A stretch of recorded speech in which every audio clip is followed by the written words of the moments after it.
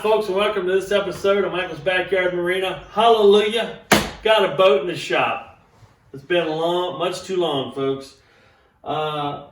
Purposefully, on purpose, you know those words.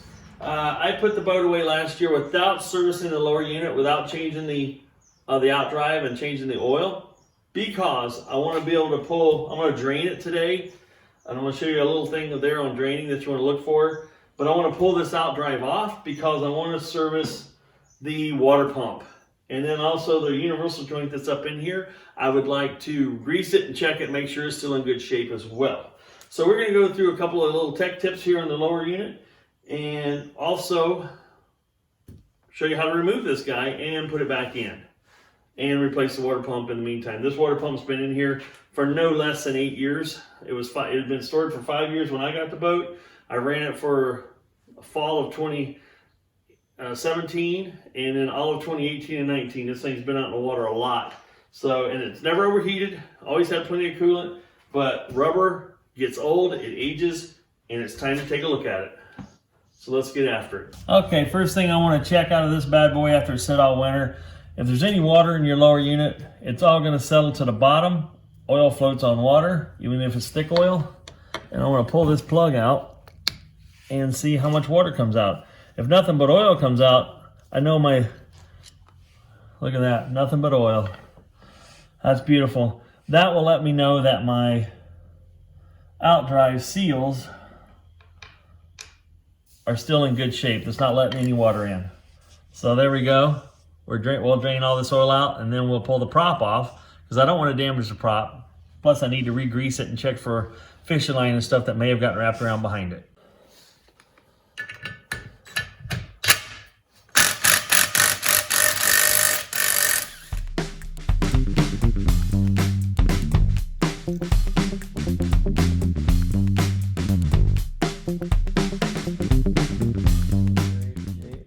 What you want to look for around here is make sure there's no fishing line or anything tangled up around here, because that will eventually destroy your Outdrive seal. As you can see, I've still got plenty of good marine grease on there. I'll put a little more on when I put it back in, and I'll be good to go. Oil's still draining, as you can see. We're ready to start removing it. First thing we're going to have to remove is these two lift shafts, your hydraulic cylinder shafts. I'd like to do it when it's all the way in the down position versus up, because they won't dangle and hit the ground and whatnot. So we're going to take these two bolts off and get this removed. And then I've got a cherry picker I'm going to hook onto here, and I'll remove these 6 bolts so this thing will come off. Now before you remove this, you want to make sure to spin the shaft and make sure your drive, your control up front is in forward, so that there's a little mechanism here that's going to push back, that's going to allow you to get this out and up and out of the way without damaging your shift linkage.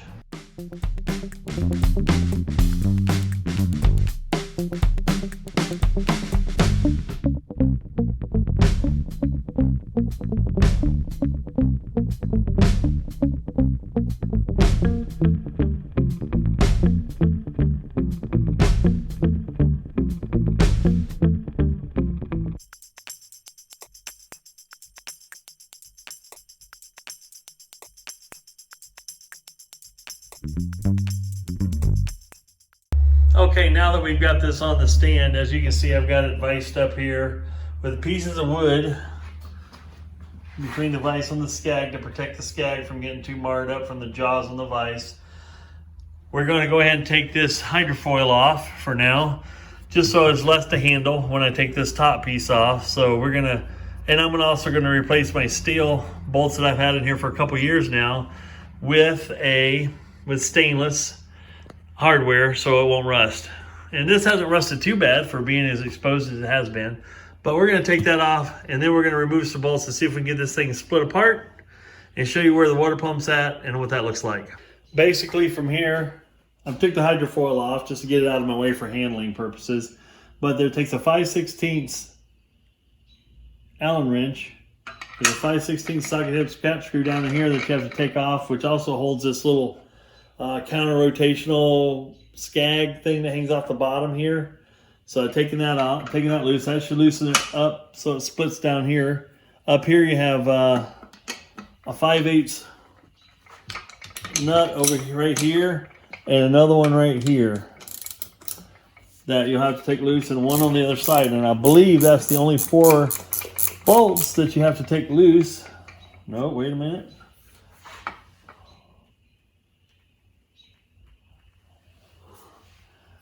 I think there's more down here, but we'll double check. I'll let you know. Stay tuned. Going back to hyper mode.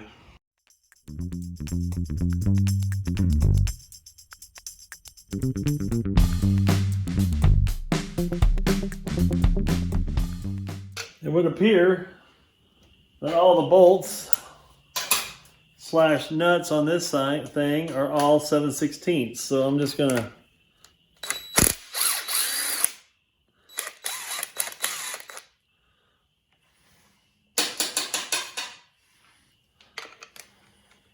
back them all off here. Well, that one's not. That's like a 1/2 inch.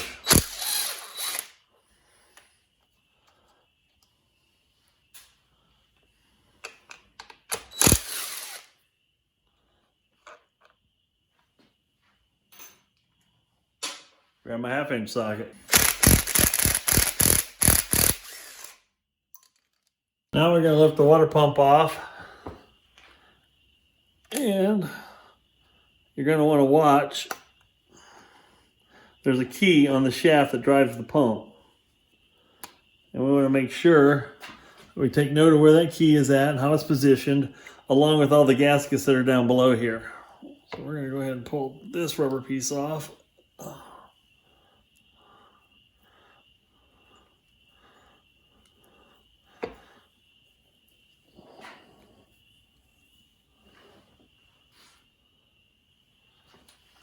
And slide this right on off the shaft here.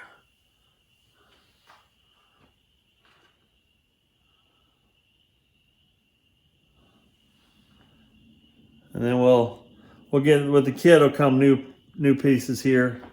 Over here is the key. It just sits flatly against the shaft and has a little drive there that drives on the tiniest little key here in the pump. What's interesting about this pump now, I'll show you, is I'm pretty sure it's supposed to be touching over here. It's not touching. It should touch all the way around, and that's what's not happening. I'm guaranteed when I pull this out, it'll probably be stuck in a smaller position than it should be. And you want to take note of the direction in which these things are bent right now. And you want to put it back in the same way. So if it's bent that way, that's how you want to put it back in. So take note of that. Just a quick tech tip for you folks out there. If you're like me and spent a decent amount of money on a real nice cover for your boat and you want to protect it and make it last longer, usually on these older boats they have an aluminum frame around the windshield and stuff. And you can see here where that makes a sharper corner. Yeah, it's not sharp underneath there, but it's also a pressure point. So if you're towing it, this is a towable tarp we have here. And you want to protect it, I'm going to show you what you can do really inexpensively and won't cost you very much time to do it at all, but it's going to make your cover last a lot longer. Let me show you. Okay, so take your handy dandy little pool noodle that you can get at Dollar General. I picked up 5 of these for $1. And you just take your nice sharp brand new utility knife, go down the middle here, and just rip cut this down the center.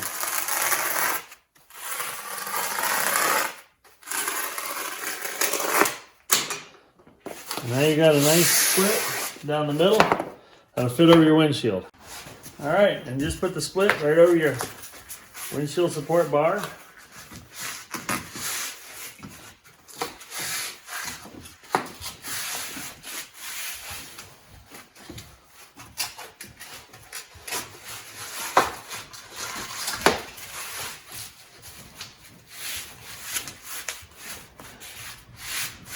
Now you got a nice soft corner there that your tarp won't get damaged due to your windshield corners.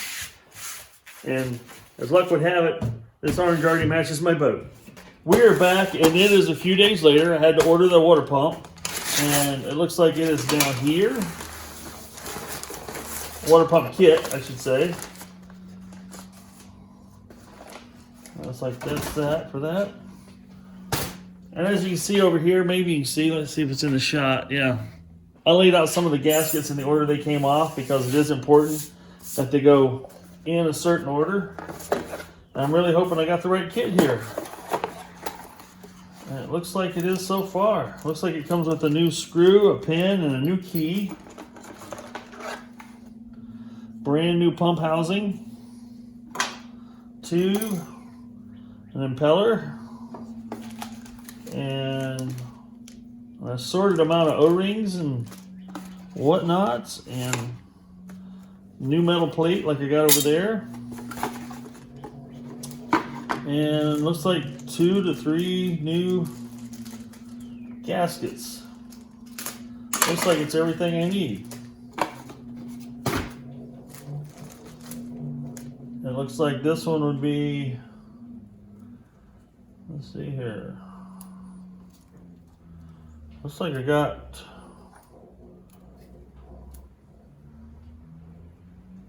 multiples of, doesn't look like this one's being used. But this one matches that one in this direction.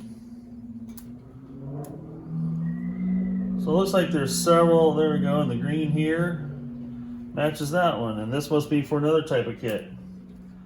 And then I got a new, it's like a new stainless plate here.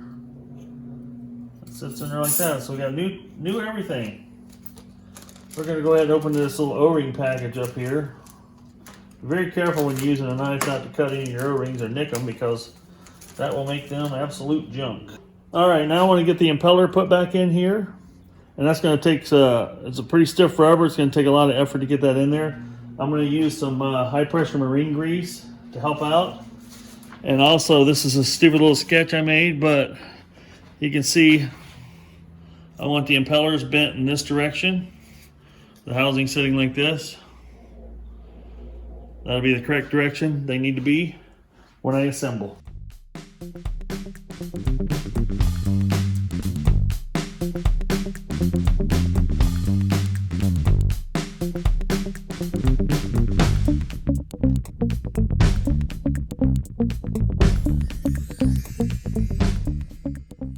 All right, once you got the impeller back in there, we're ready to start reassembling the water pump. Okay, we'll get our first gasket here. Slide it over gently and set it in place. Drops right in there like that. Our metal plate goes next.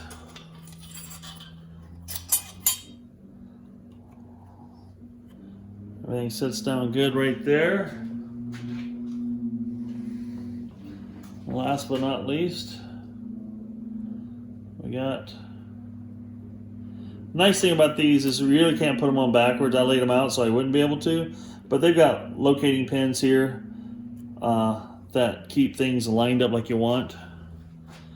And then we've got the key here. You see the key spot right there? Now when you rotate this thing around, you can rotate it inside here, and I noticed that it eventually, when you rotate it a certain degree, it lines up with this hole, which is what you want. And that way it makes it easier when you slide it down over the top. It's going to line up with everything. Just take this, a little bit of grease on this key and set it right in there. And that way it won't fall out on you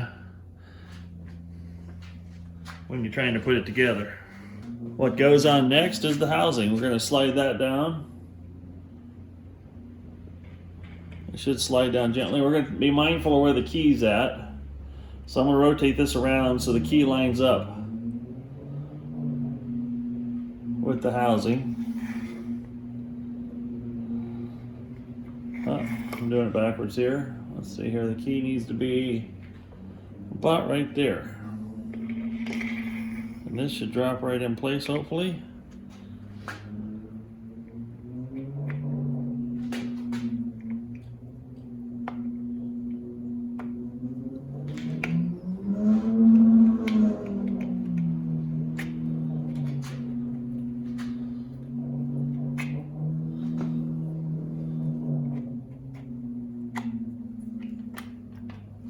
There we go.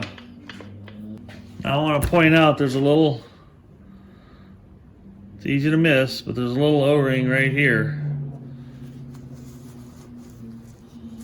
That pumps oil, I'm pretty sure, from the bottom up to the top. So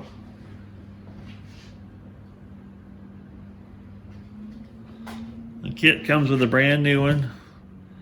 So we're going to stick a brand new one right there. And then we're going to tighten up our bolts. Then we'll show you a couple other things I'm going to do after that. So let's tighten them bolts back down now.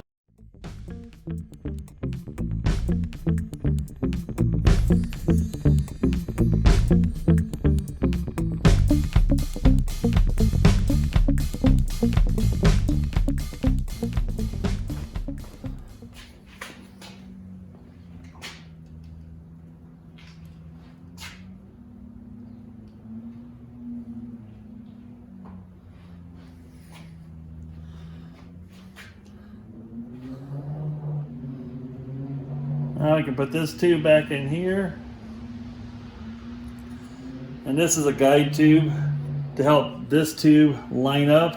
I'm going to go ahead and stick this in the upper part. And then it'll be ready to, this makes contact first, so when you're putting it back together, so it makes sure it lines up with your seals inside there. So I'm going to go ahead and stick this back in the upper part. Okay, once this is assembled, you do not have access to pull this bolt out.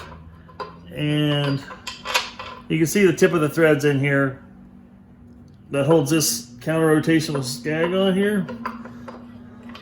And you usually have to pull this out in order to access a bolt that comes up through the bottom here. That was missing. So that was frustrating because that stud, that shouldn't have been missing, and there's two studs that come down through here that were missing nuts. Fortunately, I have extra ones of these, and I'm gonna rob the bolt and nuts and stuff off of those to replace them. But I'm going to take, since this is the only time you can get at that bolt comfortably, I'm gonna put a little number C's on it now, just to minimize corrosion. So the next time I go to take that loose, it'll come loose a lot easier. So, all right, the rest of the stuff is stainless. I don't know who pulled this apart or who did the service work on it last, but by them not putting in 3 of the 7 bolts, they put the lower unit in jeopardy of failure due to some bolts coming loose or not having the right amount of support as it was engineered with. But like we do here on this channel, I try my best to do it right. So let me go rob the other bolts off the other units, and I'll be back and we'll put this top back on. Now before I put this back together, this little spline, this shifter spline here, I'm going to put some grease on that because I want it to have grease. And then I'll put more grease on these splines up here before I put it back together in this O-ring, so everything's nice and greased up and acts like it should. Okay, I have a couple of noteworthy items.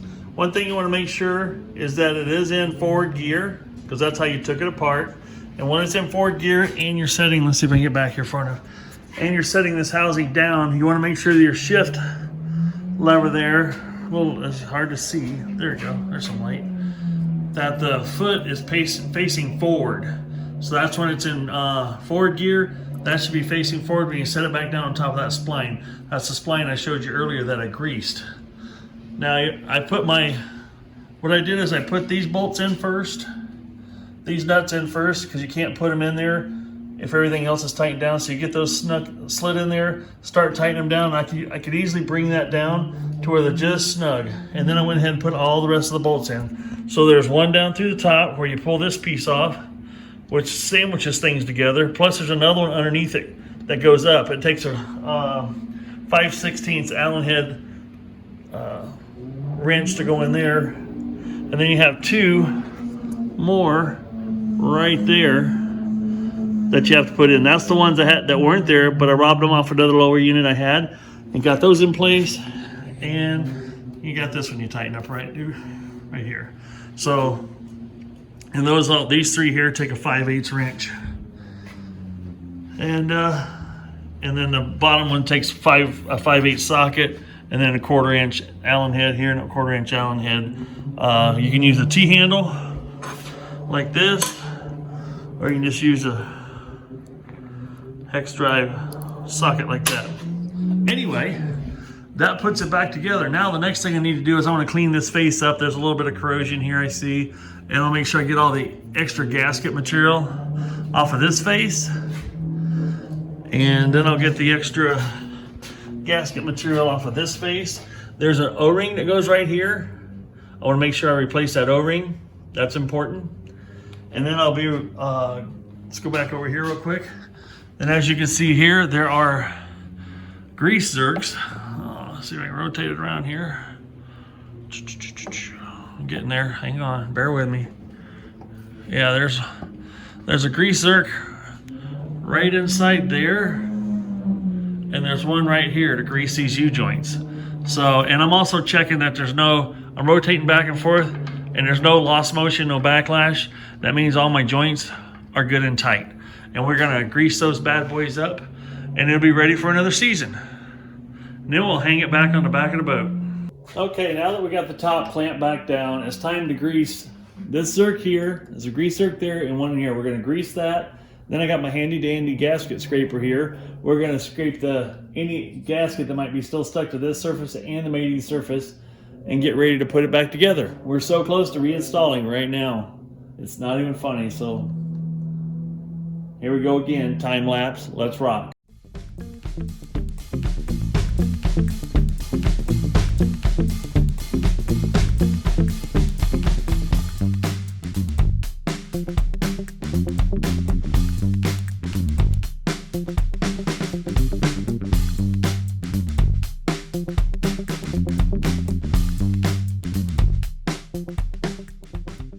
Now it's time to get the gasket, like you see here, off of the rest of this so I can put the Outdrive back on.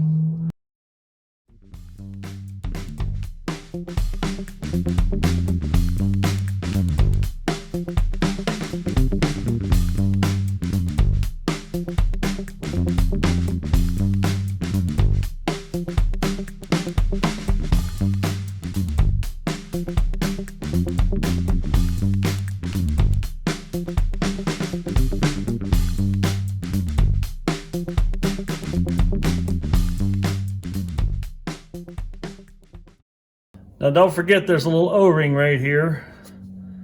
I'm going to put some marine grease. Oh, there my furnace kicking on. A little marine grease here, so that this will stay in place while I put the Outdrive back on. There we go, O-ring's in place.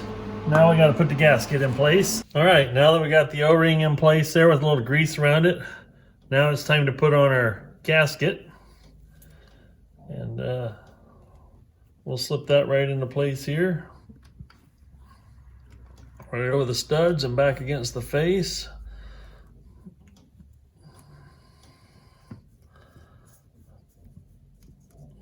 Looks like everything's gonna stay put. Yeah, we'll be ready to slide the old rear end unit on here, the Outdrive on, and put these 6 nuts back on and hook the lift cylinders back up, and we'll be ready to rock.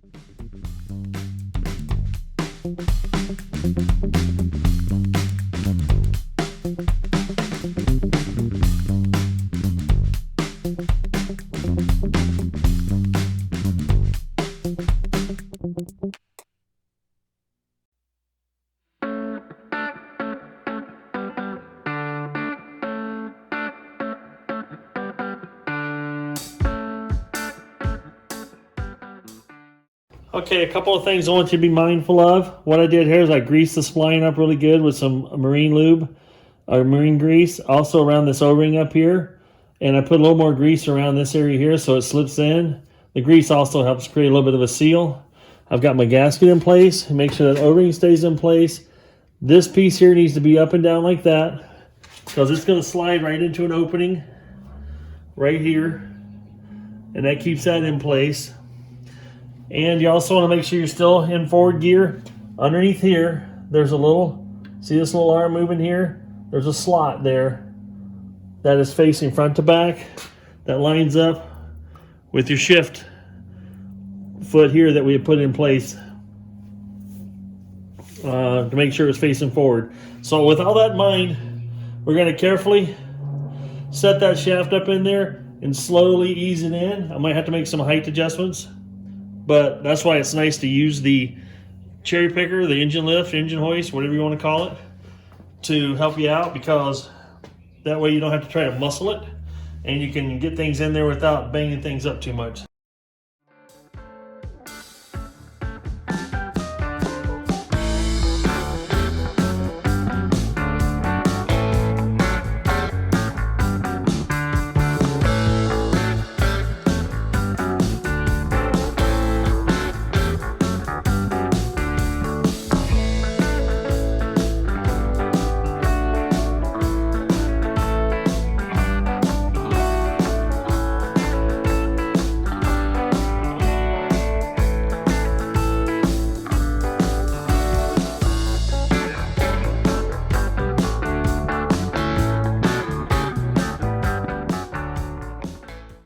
Okay, now it's time to refill the lower unit oil.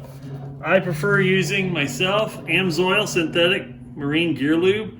The cool part about this is I believe it's up to, you can get up to 10% water. Let's say it delivers exceptional wear protection even when contaminated with up to 10% water. So that speaks volumes. So if you ever do get water in there, at least you know your lower unit's protected with up to 10% water in there. But by the time you change it and look at it, your gearing shouldn't be shot. You just be able to change out your seals and you'll be good to go again. So in order to put that in, I pulled the lower drain plug out. I have removed, let's see if we can get up here, the upper drain plug here. I've removed it. We're going to pump it in through the bottom until it comes out the top. It takes a little over a quart and a half, I believe.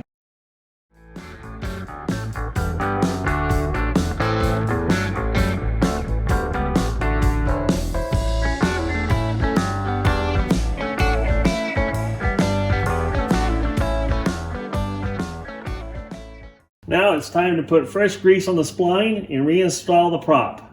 While I'm changing lower gear lube, I'm going to go ahead and do this on my little kicker motor. It's got the fill plug here, you know, the level, and it's got the drain plug here. So I'm going to drain it and fill it. This one doesn't hold very much because it's a little 9.9 Johnson. So let's get after that, and that'll complete the service for this one for the springtime fishing trips.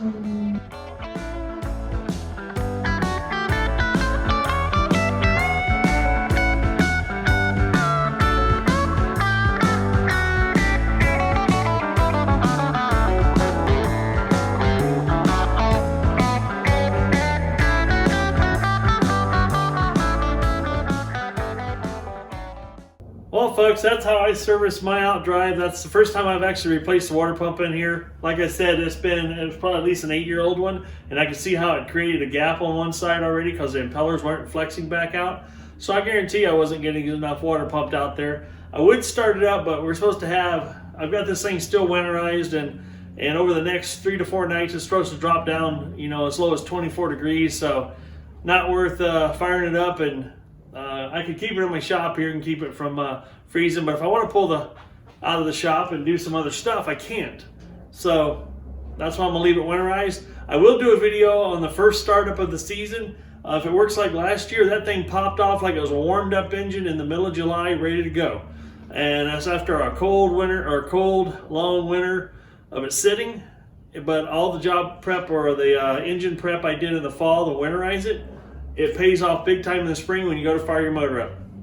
So we've got the Outdrive serviced. We've got grease on everything. We've got new gaskets on things. We got a new water pump in there. We got grease on the prop. It's all locked in place. The only thing I got left to do is put the hydrofoil back on, but I don't have my stainless screws yet. I will get the stainless screws and I'll put that back together. No sense in me showing you that. That's pretty simple. Other than that, I'm trying to come up with some ideas for another video. I've got some more stuff I want to do on boats yet. I might bring in the old Rinker. It has a, a Mercruiser 470 motor in it, which is like 170 horse four-cylinder. It's like a 3.7 liter four-cylinder. Thing's enormous for a four-banger. But it's a neat old motor. I want to get it running. Haven't worked on it yet. But not sure what else to say here, folks. I hope this was helpful for you. I hope this gave you a good idea how to service your Outdrive. I hope I covered a little more detail than I've seen in others, and some of the reasoning behind why you do some of the things you do. That's what I try to strive for. Try to give you enough instructions so you can tackle it on your own, and like a one-stop video shop, so to speak. So get out there and do something fun, folks. This has been enjoyable. I love working on the boats. It's fun to work on them and then go out and play with them all summer. If you take care of them right, you get to play all summer and just do the tinkering on them in the spring and in the fall when you're getting ready to put it away. Subscribe if you like what you see, folks. Hit that like button, hit the notification bell. The likes help out a lot. So the more likes I get, the better. I have now crested 1,100 subscribers. This has been 3 years in the making. This channel has grown organically over 3 years. I haven't really promoted or done nothing, haven't done anything to help promote it. I just let it grow and let people discover my channel, and through searches and the how-tos that I put out there. If there's other how-tos that you might have some ideas on that I might be able to help you out with, shoot me some ideas, leave some comments on what you'd like to see.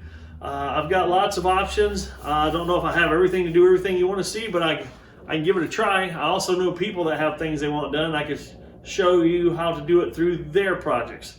So there again, get out there and do something fun, folks. Waiting for it to warm up so I can get this bad boy in the water and do some fishing, fat fishing style. Enjoy life. Take whatever comes at you in stride. Overcome it. And do better in the long run. Don't let fear rule your life. You've heard me say that before. I'm not sure what else to say. I think that's about it. Michael, out.